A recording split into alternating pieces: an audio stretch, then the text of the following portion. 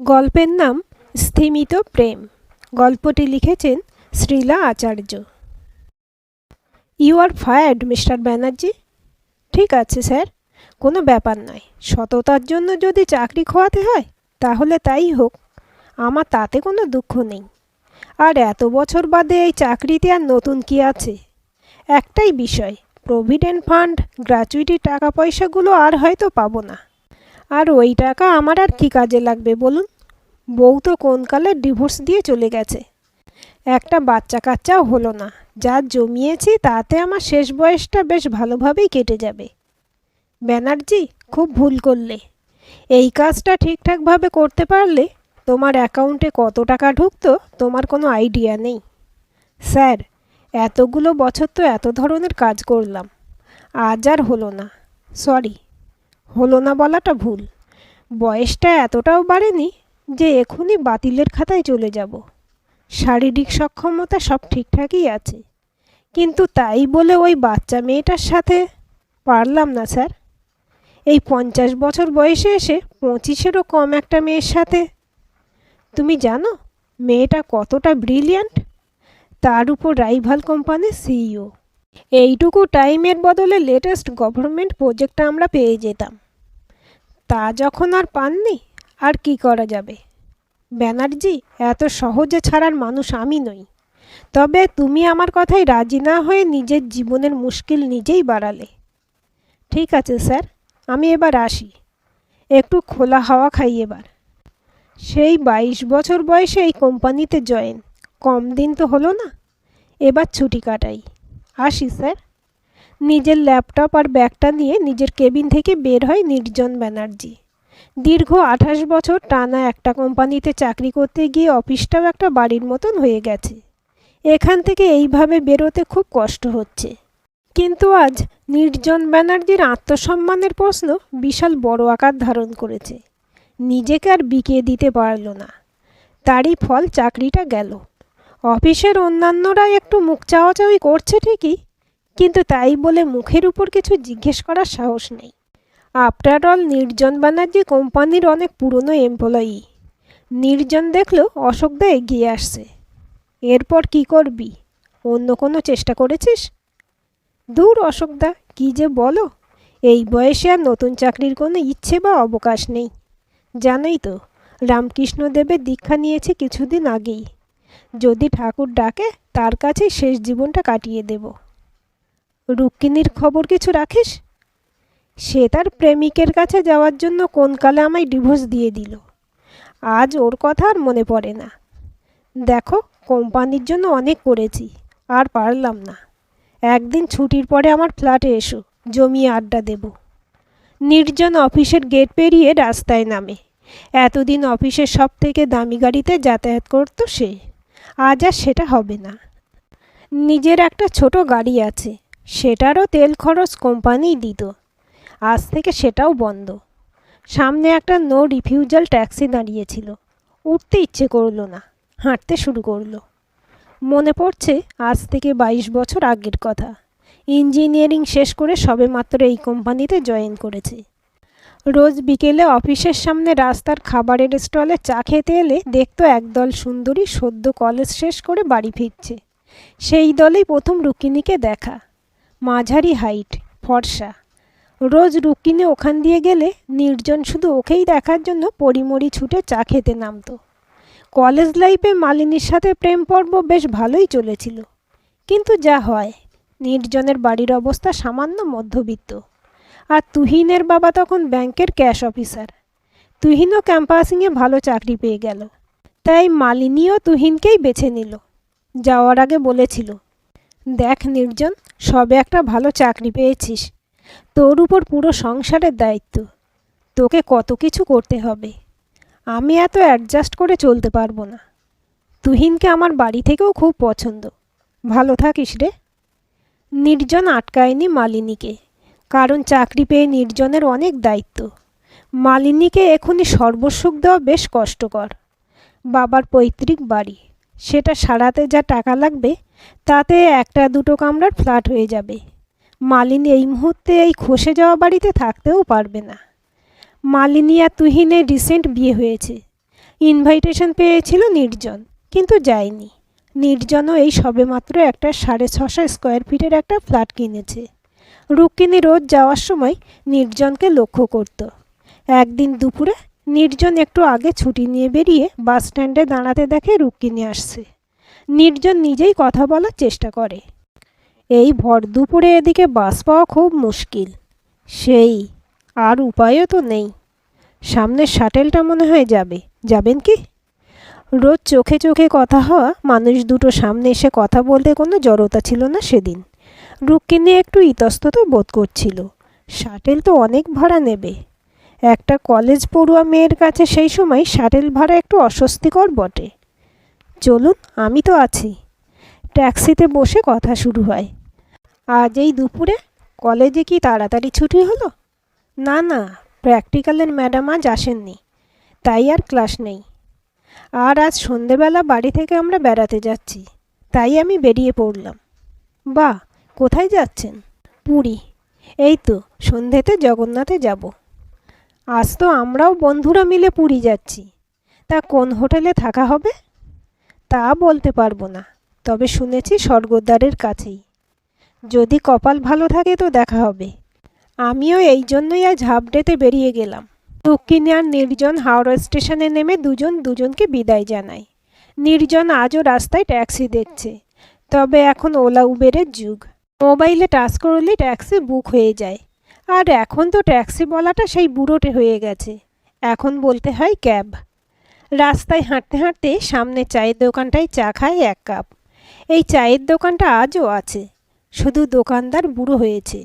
এখন তার নাতি বেশি সামলায়। বেশ কিছুটা এসে বাসে ওঠে নির্জন। বিকেল বিকেল নিজের ফ্ল্যাটে এসে ঢোকে। এখন অবশ্য সেই 2 কামরার ফ্ল্যাটে ও থাকে না। এখন নির্জন ব্যানার্জি থাকে নামকরা রেসিডেন্সিয়াল কমপ্লেক্সে। 1200 স্কোয়ার ফিটের ফ্ল্যাট, 3টে বড় বড় বেডরুম, সামনে একটা মস্ত ঝিল। বারান্দা দিয়ে ঝিলটা উপভোগ করা যায়। এতদিন এই প্রথম পড়ন্ত বিকেলে নিজের ফ্ল্যাটের বারান্দায় দাঁড়িয়ে আদ্রবা সূর্য দেখছে নির্জন ব্যানার্জি।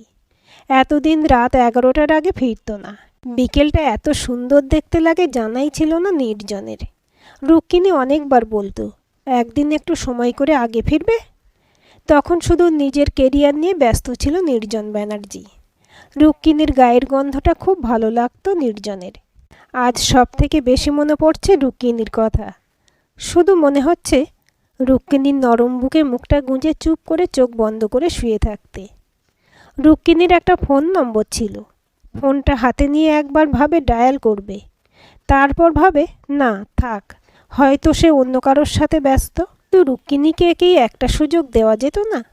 সেদিন যদি সিগারেটটা কখন ফুরিয়ে গেছে খেয়ালই করেনি। ফোন বেজে ওঠে। হ্যালো নির্জন, চল 2 দিন একটু বেরিয়ে আসি। কোথায় যাবি? পুরী। বাই কার যাব কিন্তু? নির্জনের সেই প্রথমবার রুক্মিণীর সাথে পুরীতে ভালোবাসার সূক্ষ্ম অনুভূতিগুলো মনে পড়তে থাকে। ফোনটা রেখেই নির্জন ব্যাগ গোছাতে শুরু করে। অফিসিয়াল ট্যুরের জন্য একটা ট্রাভেল ব্যাগ সবসময় রেডি থাকতো। সেটাতেই বেশ কয়েকটা ক্যাজুয়াল টি-শার্ট, প্যান্ট আর কিছু নিত্য ব্যবহারের জিনিসপত্র প্যাক করে নেয়। ফোন করে তিমিরকে। হ্যালো, বল কখন বেরোতে হবে? মোস্ট বিজিয়েস্ট পার্সন মিস্টার নির্জন ব্যানার্জি এক কথায় রাজি বেড়াতে যাওয়ার জন্য। ওসব ছাড়, আগে বল কখন কোথায় মিট করতে হবে। চলে আয় আমার বাড়ি, আমিও রেডি। বাকিরাও একটু পরেই আমার বাড়ি চলে আসবে। ওকে ফাইন, আমি আসছি। সন্ধে 7টা নাগাদ নির্জন তিমিরের ফ্ল্যাটে পৌঁছালো। কাউকে এখনো জানায়নি যে চাকরিটা নেই। একে একে সব বন্ধুরা এসে হাজির তিমিরের বাড়ি। গাড়ি স্টার্ট দিল ঠিক রাত 11টায়। কিছুটা যেতেই হাইওয়েতে আসতেই সামনের একটা ধাবাতে রাতের খাওয়া দাওয়া সারা হলো। মোটামুটি রাতটা গল্পগুজব হাসি মজাতেই কেটে গেল। রাত 3টে নাগাদ সবার একটু চোখ লেগে এসেছে। নির্জনের ফোনের আলো জ্বলে উঠছে 2 হোয়াটসঅ্যাপ অন করতেই নির্জন অবাক স্তম্ভিত দুটোই হয়। এ কি দেখছি, এ তো শতভিসা পালের নাম্বার। ঘুমের ঘোরে চোখটা একবার কচলে নেয় নির্জন। কি হতো আমার সাথে একটু টাইম স্পেন্ড করলে? চাকরিটা তো যেত না। নির্জন চুপ থাকতে না পেরে লেখে, আমার চাকরি যাওয়া নিয়ে আপনার তো কোনো সমস্যা থাকার কথা নয়। আপনার বস চেয়েছিল আপনি আমার সাথে কিছুটা সময় কাটালে হয়তো আমি লাস্ট টেন্ডারের ডিটেলটা আপনাকে দিয়ে দিতাম। এখন আর এগুলো নিয়ে মাথা ঘামাতে চাইছি না। জানি পুরী বেড়াতে যাচ্ছেন। যদি কিছু মনে না করেন আমি আপনার সাথে পুরীতে মিট করতে পারি। আপনি কি করে জানলেন পুরী যাচ্ছে? রাইভালের মোস্ট এফিশিয়েন্ট এমপ্লয়ির খবর রাখবো না, এটা হতে পারে? কাল সকালে শার্প 10:30টাতে আপনাকে কল করব। অনলাইনে দেখানো বন্ধ হয়ে গেল। নির্জন কিছুটা অসামঞ্জস্য বোধ করছে। যাই হোক, ভোর 6টা হোটেল এসে পৌঁছালো। একটা বড় 4 বেডের রুম বুক করা হয়েছিল। সবাই ফ্রেশ হয়ে শটান বিছানায়। বেলা 9টায় ঘুম ভাঙে সবার। চা আর ব্রেকফাস্ট রুমেই অর্ডার করা হয়েছিল। নির্জন ব্যালকনিতে এসে দাঁড়ালো। মনে পড়ছে সেই 22 বছর আগের কথা। ঠিক এইভাবেই পুরী আসা বন্ধুদের সাথে। রুক্মিণী তার বাড়ির লোকজনদের সাথে এসেছে। স্বর্গদ্বারের কাছে সকাল থেকে বিকেল অবধি হতে দিয়ে পড়ে থেকে দুদিনের মাথায় দেখা মিলেছিল রুক্মিণীর। তাও আবার সঙ্গী ছিল ওর মাসির মেয়ে। একা পেয়ে একটু কথা বলা যাবে তারও উপায় নেই। রুক্মিণী বুদ্ধি করে মাসতুতো বোনকে হোটেলে পাঠিয়ে এসেছিল দেখা করতে। গোলাপি লখনৌ চিকন চুড়িদার, লম্বা চুল। তখন ভোর, সবে আলো ফুটবে। একা রুক্মিণী সি বিচে হেঁটে চলেছে। থাকতে পারেনি নির্জন। সামনে দাঁড়িয়ে রুক্মিণীর হাত দুটো ধরে জিজ্ঞেস করেছিল, আমায় বিয়ে করবে? তারপর আর বেশি অপেক্ষা করতে হয়নি। মাস 6 মধ্যেই বিয়ের সানাই বেজে ওঠে। রুক্মিণী তখন স্টুডেন্ট, মধ্যবিত্ত বাড়ির মেয়ে। সেরকম কাজকর্মে নিপুণ নয়। তাও নির্জনের মা হাতে ধরে কিছুটা হলেও কাজ শিখিয়েছে। একমাত্র ছেলের বউ, তার উপর ছেলের উপর মা বাবা নির্ভরশীল। তাই রুক্মিণীকে কোনো অসুবিধায় পড়তে হতো না। বিয়ের পর প্রথমবার আবার ওরা এখানেই আসে। কারণ রুক্মিণীর ইচ্ছে ছিল বিয়ের প্রথম শুরু এখান থেকেই হোক। রুক্মিণী যথেষ্ট আবেদনময়ী ছিল, এই নিয়ে কোনো সন্দেহ ছিল না। আজ খুব ইচ্ছে হচ্ছে একবার রুক্মিণীকে দেখার। বিয়ের পর নির্জন নিজের কেরিয়ার নিয়ে এতটাই ব্যস্ত হয়ে পড়ে যে রুক্মিণীর দিকে খেয়াল করার সময় হারিয়ে যাচ্ছিল নির্জনের। 600 স্কোয়ার ফিটের ফ্ল্যাটটা বড্ড ছোট লাগছিল। সারাদিন শুধু উপার্জনের পথেই দেখে খুঁজে বেরিয়েছে নির্জন। একাকিত্ব বড়ই দুঃসহ মানুষের জীবনে। কিন্তু উপার্জনের পরিমাণটা এতটাই বেশি ছিল, রুক্মিণীর লাইফস্টাইলও পাল্টে গিয়েছিল। মনে মনে ভাবে রুক্মিণীকে সব দিয়েছিল নির্জন, তাও শেষে এমন করতে পারল। ফোন বেজে ওঠে। হ্যালো, আমি শতভিসা। হ্যাঁ বলুন। কোন হোটেলে আছেন? কেন বলুন তো? আপনার সাথে দেখা করার আছে। একটা কাজ করুন, আপনি আমার রুমে চলে আসুন। আপনারা তো একসাথে আছেন। আপনি কি আমায় ফলো করছেন? যদি বলি করছি। আমার হোটেলের নাম আর রুম নাম্বার বলে দিচ্ছি, আপনি এখানেই চলে আসুন। আমি অপেক্ষা করছি। শতভিসার এই মোহময়ী ডাকে না করার সাধ্য কারোর মনে হয় নেই। বন্ধুদের একটু কাজ আছে বলে বেরিয়ে পড়ে নির্জন। শতভিসার রুমে বেল বাজাতেই দরজা খোলে শতভিসা। নির্জন ব্যানার্জির বয়স 50 ছুঁয়েছে। সেখানে শতভিসা বছর 24 একটা মেয়ে। এসি রুম, বেশ ঠান্ডা। শতভিসার পরনে একটা হট প্যান্ট আর একটা ক্যাজুয়াল টপ। এক ঢাল খোলা লম্বা চুল। বসুন মিস্টার ব্যানার্জি। কি দরকার বলুন? সেদিন কেন আমার সাথে একটু টাইম স্পেন্ড করলেন না বলুন তো? আমি একটা টেন্ডারের ডিটেল জানার জন্য এত নিচে নামতে পারবো না। আপনার কি মনে হয় আপনাকে বাধা দিতাম? যদি এটা ভেবে থাকেন খুব ভুল হবে। আপনি চাইলে এখনও। Please stop শতভিসা। তুমি আমার থেকে কত ছোট জানো? জানি, 25 বছরের। আরও ম্যাড। যদি বলি তোমায় প্রথম দেখায় ভালোবেসে ফেলেছিলাম, তাহলেও কি আমি ব্রাত্য? আমি কাউকে ভালোবাসি না। রুক্মিণী তোমার ওয়াইফ, তাও 15 বছর আগে ডিভোর্স হয়ে গেছে। ক্লাস 11 থেকে আমি তোমায় ভালোবাসি। হোয়াট? আর সেদিন যখন তোমার সাথে হোটেলে আমায় মিট করতে হলো, বিশ্বাস করো আমি তো স্বর্গ পেলাম মনে হলো। কিন্তু তুমি নিজের চাকরিটা খুইয়ে বসলে। দেখো, এখনও সময় আছে। কিছুই না, আমরা কয়েক ঘন্টা একসাথে কাটাতেই পারি। আমি ডিটেল তোমায় দিয়ে দেব। তুমি আবার চাকরিতে জয়েন করে যেতে পারবে। শতভিসা অনেকটা কাছে এসে গেছে। এতদিন তো নারী সঙ্গ বর্জন করেছিলে। আজ আমায় গ্রহণ করতে আপত্তি করো না। Drinks ready. দেখো, আমি কোম্পানির সিইও হতে পারি, but I really love you, Nirjan. Shatabhisha দরজাটা লক করে দেয়। নির্জনের সামনেই শতভিসা নিজেকে খোলা সমুদ্রের ঢেউ বানিয়ে ফেলেছে। এটা হয় না শতভিসা। শতভিসা নগ্ন শরীরে নির্জনের ভিতরটাকে ঝলসে দিচ্ছে। শতভিসা কোনো খামতি রাখছে না নির্জনকে ভালোবাসার। শতভিসা, এটা ঠিক হচ্ছে না। এটা সেদিন ঘটলেও চাকরিটা যেত না, আর এটা না ঘটলেও আমি তোমায় ডিটেলগুলো দিয়ে দিতাম। তুমি ভুলে যেতে পারো, আমি ভুলিনি তোমায়।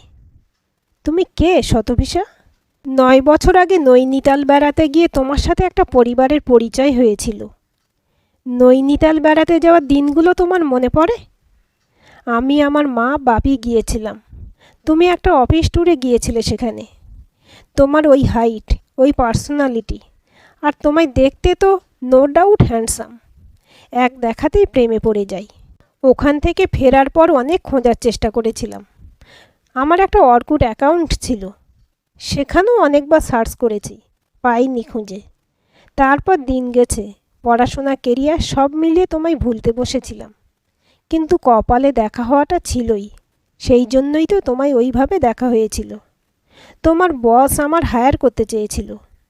প্রথমে হয়নি, কিন্তু যখন তোমার নাম জেনে ছবিটা দেখলাম, বিশ্বাস করো, ইচ্ছে করেই এই ভয়ঙ্কর কাজটা করতে একটুও ইতস্তত বোধ করিনি।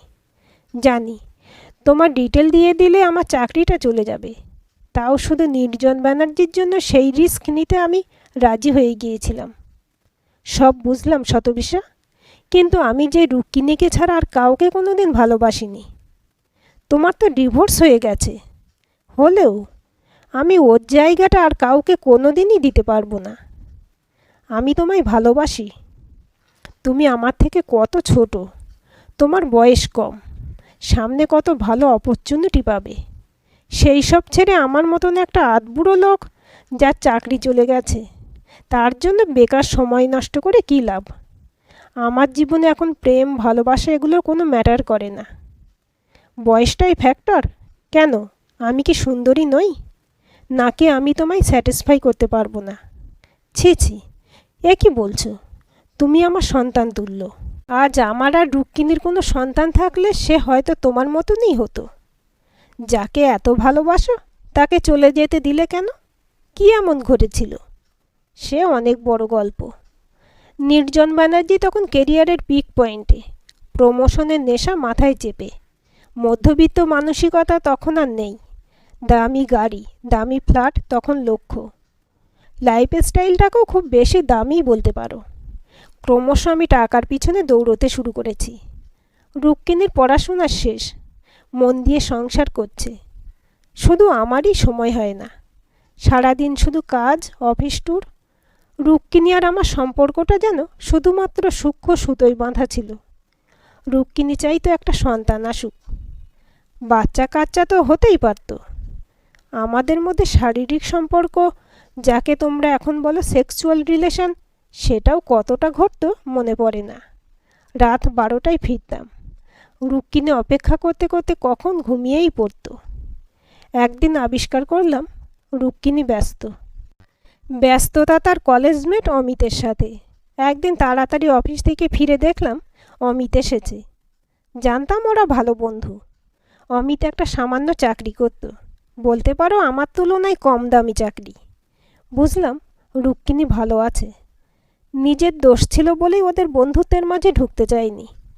অমিতের আসা যাওয়া ক্রমশ একটু একটু করে বাড়ছিল। ওরা মাঝে মধ্যে সিনেমা যেত, ঘুরত, সবই খবর পেতাম। গাড়ির ড্রাইভার অনেক সময় অমিতের গল্প করত, তবে কোনোদিন কোনো খারাপ ইঙ্গিত করেনি। তাই একটু নিশ্চিন্তেই থাকতাম। শেষ অবধি আর নিশ্চিন্তে থাকা গেল না। কেন? একদিন বাড়ি ফিরে বুঝলাম ওরা বেডরুমে, সম্পূর্ণ অন্তরঙ্গ। নিজের উপর নিজের লজ্জা লাগছিল। রুক্মিণী আমায় ঠকালো?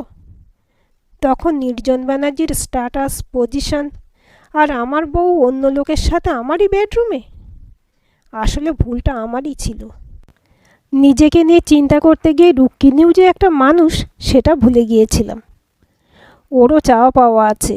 নিজের দম্ভে রুক্মিণীকে অপমান করতে এক চুল ছাড়িনি। রুক্মিণী নিজের ভুল বুঝেছিল।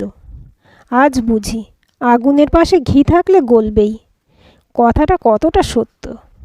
আমি ডিভোর্স চেয়েছিলাম, রুক্মিণী চেয়েছিল সংসার করতে।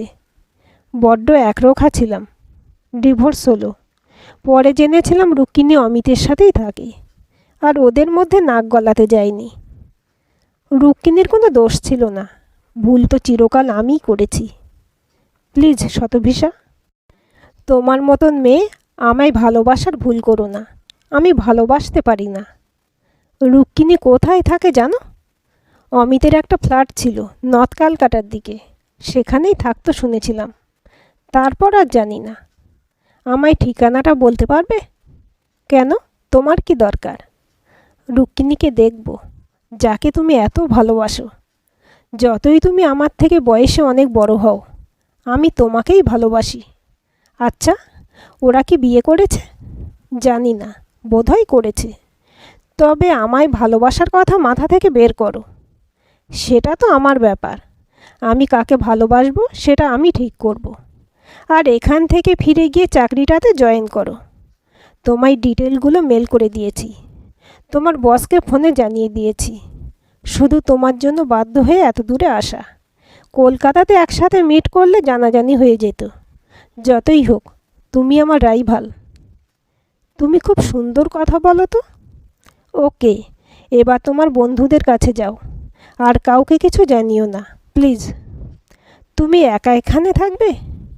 আমি আজই ফিরে যাব, রাতের ট্রেনে ফিরব। যদি কোনো দিন আমায় ভালোবাসতে পারো ফোন করো, আমি অপেক্ষা করব।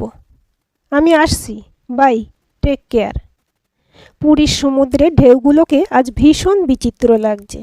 হোটেলে ফিরে ব্যালকনিতে দাঁড়িয়ে নির্জন একদৃষ্টে তাকিয়ে থাকে। শতভিসা ওকে সত্যিই ভালোবাসে। শতভিসার গায়ের গন্ধটা এখনও যেন নির্জনের গায়ে লেগে আছে। মেয়েটার চোখ দুটো বড় মায়াবী। আজ অনেক দিন বাদে রুক্মিণীর সম্বন্ধে এত কথা কাউকে বলল। দূরাত থেকে ফেরার পালা। ফিরে এসে শতভিসার ফোন। পরশু বিকেল 5:30, অফিসের সামনে মলে একটু মিট করতে হবে। কারণটা এলে জানাবো। বিকেল 5টা, শতভিসার বলা জায়গায় এসে উপস্থিত নির্জন। আশেপাশে কেউ নেই। হঠাৎই একটা চেনা কণ্ঠস্বর। কি ব্যাপার, কেন ডাকলে? গলাটা শুনে প্রায় ভূত দেখার মতন চমকে উঠল নির্জন। এত বছর বাদে রুক্মিণীর গলা। আমি তোমায় ডেকেছি? হ্যাঁ, একটা মেয়ে এসেছিল শতভিসা নামে। তোমার পরিচয় দিয়ে বলল এখানে আসতে। বলো, কী কারণে ডাকলে? নির্জন রুক্মিণীর কথাবার্তায় বোঝে সে মোটেও সন্তুষ্ট নয়, আর সন্তুষ্ট হওয়ার কথাও নয়, কারণ নির্জন নিজেই সম্পর্কটা শেষ করেছে। কিন্তু শতভিসা কেন আবার এই পুরনো অতীতকে ফুঁড়ে বের করলো? আর যদি করেও থাকে, তাতে নির্জনেরই সুবিধা হলো। যদি রুক্মিণী আর একবার সুযোগ দেয় নির্জনকে। মনে মনে ভাবে, মেয়েটা যা করেছে ভালোই করেছে। কেমন আছো রুক্মিণী? রুক্মিণীর চেহারা দেখে মনে হচ্ছে মোটামুটি ভালোই আছে। তবে নির্জনের সাথে থাকলে রুক্মিণী আজ রাজরানী হয়ে থাকতো, এ নিয়ে কোনো সন্দেহ নেই। ভালো আছিস সেটা আশা করি বুঝতেই পারছো। একটা কথা বলবো? বলো। বলো। আমরা আর একবার চেষ্টা করে দেখতে পারি না? চেষ্টা মানে কি বলতে চাইছো? তোমার সাথে আবার সংসার? সে পার তো কবেই চুকিয়ে চলে গেছি। তোমার সংসার তো কবেই শুধু তোমার রয়ে গেছে, ওখানে আমার তো কিছু নেই। প্লিজ রুক্মিণী, এই রকম বলো না। আমার ভুল আমি স্বীকার করে নিচ্ছি। তুমি কি পাগল হয়ে গেছো নির্জন? 15 বছর কম সময় নয়। সেদিন তোমায় ভালোবেসে পাগলের মতো আঁকড়ে থাকতাম। একটা জিনিস জানো তো, ভালোবাসায় অবহেলা বড্ড কষ্টকর। অবহেলা সহ্য করা যায় না। ভুল করেছি আমি রুক্মিণী, একবার সুযোগ দাও। সেদিন যদি তুমি অমিতের সাথে ওইভাবে আমাদের বেডরুমে, কতদিন, কত রাত আমি তোমার অপেক্ষায় কাটিয়েছি, সেটার হিসেব করেছো কোনো দিন? অমিত তোমার মতন বড় লোক নয়, তবে অর্থের পিছনে দৌড়াতে গিয়ে ভালোবাসাকে অবহেলা করেনি। একটা সন্তানের আশায় কত কেঁদেছি। তুমি কোনোদিন সেই চোখের জলটাকে খেয়াল করেছিলে? দেখো রুক্মিণী, ভুল করেছি বলেই তো এতগুলো বছর তার খেসারত দিচ্ছি। শুধু খেসারতই নয়, একাকিত্বের জ্বালা যে কী বড় জ্বালা সেটা প্রত্যেক মুহূর্তে টের পেয়েছি। আজ আমার কত বড় ফ্ল্যাট, দুটো দামি গাড়ি, ইচ্ছে করলেই বিদেশ ঘুরতে যেতে পারি। আমি তো এত কিছু চাইনি। আমি সেই নির্জনকে ভালোবেসেছিলাম, যে কিনা সারাটা দিন আমার জন্য অপেক্ষা করত। আচ্ছা, কোনো দিন জানতে চেয়েছিলে আমার এত টাকার দরকার ছিল কি না? তুমি অমিতের সাথে আমার বন্ধুত্বকে প্রশ্রয় দিয়েছিলে শুধুমাত্র নিজের ভুলকে ঢাকবার জন্য। তুমিও তো রাজকীয় লাইফস্টাইল লিড করছিলে। কি করব, বাঁচার রসদ বলে কিছু তো চাই। তোমায় পরিষ্কার জানিয়ে দিচ্ছি, আমাকে নিয়ে আর কিছু ভেবো না। ফোন বেজে ওঠে রুক্মিণীর। হ্যালো মা, কোথায় আছো? আমি এই কাছেই আছি, এক্ষুনি আসছি। নির্জন, আজ আমার ছেলের জন্মদিন। ও আর অমিত আমার জন্য ওয়েট করছে। আমায় এবার যেতে হবে। তোমার ছেলে মানে? হ্যাঁ, আমার আর অমিতের ছেলে। তুমি ডিভোর্স দেওয়ার পর ডিপ্রেশনে চলে যাচ্ছিলাম। অমিত তোমার মতন এত ভালো চাকরি করতো না ঠিকই, কিন্তু আমাদের ভালোবাসাকে সম্মান দিয়েছিল। আমি সেই নির্জনকে আজও ভালোবাসি, যে নির্জন প্রথম দিন আমার হাত ধরেছিল। কিন্তু তোমায় আমি ভালোবাসি না। অমিত সেদিন আমার পাশে ছায়ার মতন দাঁড়িয়ে আমাকে সমাজে স্বীকৃতি দিয়েছিল, আমায় সন্তান সুখ দিয়েছে। আমাদের একটা ছোট ফ্ল্যাট আছে, একটা ছোট অল্টো গাড়ি আছে। তোমার মতন দামি গাড়ি কেনার ক্ষমতা আমাদের নেই। আমি তো ডিভোর্স চাইনি, তুমি জোর করে ডিভোর্স করিয়েছিলে। জোর করে। সেদিন একবার তো কাছে ডাকতে পারতে। ভুল যদি আমি করে থাকি, ভুল তো তুমিও করেছিলে। যাক সে কথা, ছেলে এবার এগিয়ে যাবে। আমি চলি, ভালো থেকো। রুক্মিণী এখন ঘোরতর সংসারী, আগেও তাই ছিল। রুক্মিণী পিছন ফিরে তাকায়নি। নির্জন চাইছিল রুক্মিণী একবার তাকাক, কিন্তু সব সম্পর্ক সমুদ্রের ঢেউয়ের মতন ফেরত আসে না। নির্জন চুপ করে বসে থাকে কিছুক্ষণ। ফোন বেজে ওঠে। হ্যালো ব্যানার্জি, তুমি ডিটেলটা পেয়ে কোম্পানির যা হেল্প করেছো, আমি জানতাম তুমি পারবে। You are most efficient employee. তোমার কেবিন তোমার জন্য অপেক্ষা করছে। ফোনটা রেখেই শতভিসার নাম্বারটা চোখে পড়ে। হ্যালো শতভিসা? হ্যাঁ বলছি, বলুন। আমায় অনেকটা ভালোবাসতে পারবে? আপনি কোথায়? যেখানে তুমি রুক্মিণীকে আসতে বলেছিলে। আমি বাইরে গাড়িতে ওয়েট করছি। নির্জন দৌড়ে বের হয়। সামনে গাড়িতে শতভিসা। গাড়িতে উঠে বসে। আমি জানতাম রুক্মিণী ম্যাডাম আর ফিরে আসবে না। উনি এখন ওনার বন্ধুর সাথে সুখে সংসার করছেন। শতভিসা, আমিও সুখে সংসার করতে চাই। এই হাতটা ছাড়তে চাই না। ভালোবাসা বয়স মানে না, সেটা তুমি আগেই প্রমাণ করে দিয়েছ। এবার আমার পালা। কথা দিচ্ছি সব পরীক্ষায় উপযুক্ত নম্বর সহকারে পাশ করব। যদি আমি পালিয়ে যাই, তোমায় আমি সর্বস্ব দিয়ে বেঁধে রাখব। সখী ভাবনা কাহারে বলে, সখী যাতনা কাহারে বলে। তোমারে যে বলো দিবস রজনী, ভালোবাসা ভালোবাসা। সখী ভালোবাসা কারে কয়, সে কেবলই যাতনাময়। আজকের গল্পটি কেমন লাগলো কমেন্ট করে জানাবেন। ভালো লাগলে লাইক হাইপ শেয়ার করবেন, আর চ্যানেলটি সাবস্ক্রাইব করে বেল আইকনটি ক্লিক করে রাখতে ভুলবেন না।